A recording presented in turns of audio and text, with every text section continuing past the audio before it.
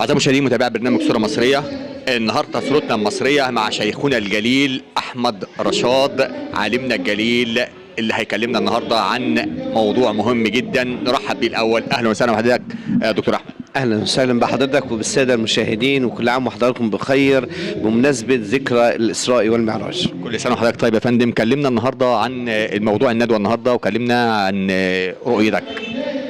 طبعا ندوتنا النهارده بتتحدث عن اهم موضوع بيعالج مشاكل كتيره جدا في مجتمعنا، الا وهو موضوع التنمر.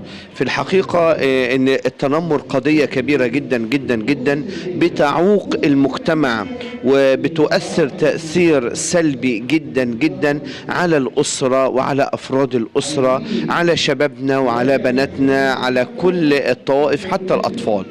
التنمر هو إيذاء نفسي أو بدني أو جسدي أو معنوي بيتم التعرض للإنسان فيه.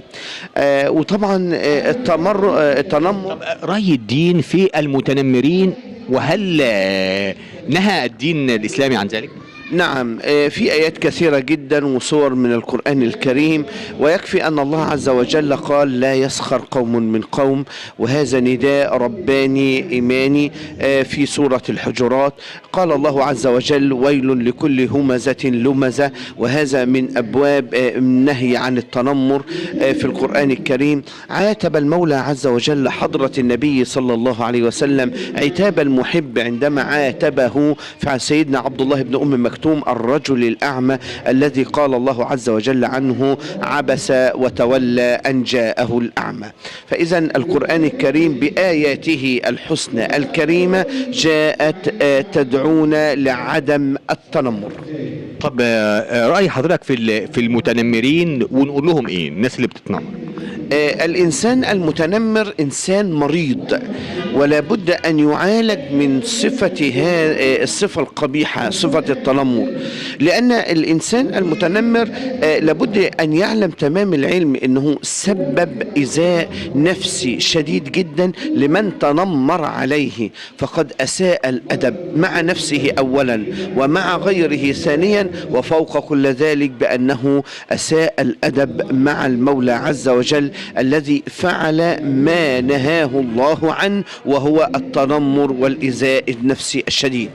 كلمة حضرتك حابب تقولها للشعب المصري وتقولها للناس اللي بتتنمر، وتقول لهم ايه وتحسسهم بايه وتعرفهم خطورة التنمر؟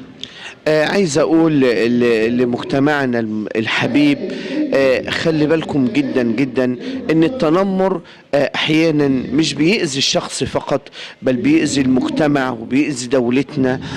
لما نجد ان بعض الناس والعياذ بالله بيتنمر على القيادات التي تقود البلاد، ده شيء سيء للغاية بيدعو الى الفتن. لما اجد ان احد الناس والشباب بيتنمر مثلا على غلو الاسعار فيجيبها في اشخاص معينة ويبتدي يعمل كاريكاتير على بعض الشخصيات، اقول له اتق الله. اذا كل من سعى بالتنمر لكي يفسد في المجتمع ويفسد في دولتنا، اقول له اتق الله فيما تفعله وفيما تقوله، فهذا مناف لجميع الاديان السماوية وسيحاسبك عليه احكم الحاكمين رب العالمين. بنشكرك جزيلا سيادة الدكتور أحمد رشاد. أهلا، شكرا جزيلا لسيادتك، ونلقاك في ندوات أخرى ونستفيد بعلمك. شكرا جزيلا لسيادتك. شكر جزيل لحضراتكم، وطبعا أنا سعيد جدا وأنا بتحدث إلى هذا المنبر الإعلامي المحترم الذي دائما وأبدا يسعى لتقديم كل ما هو جديد وهداف.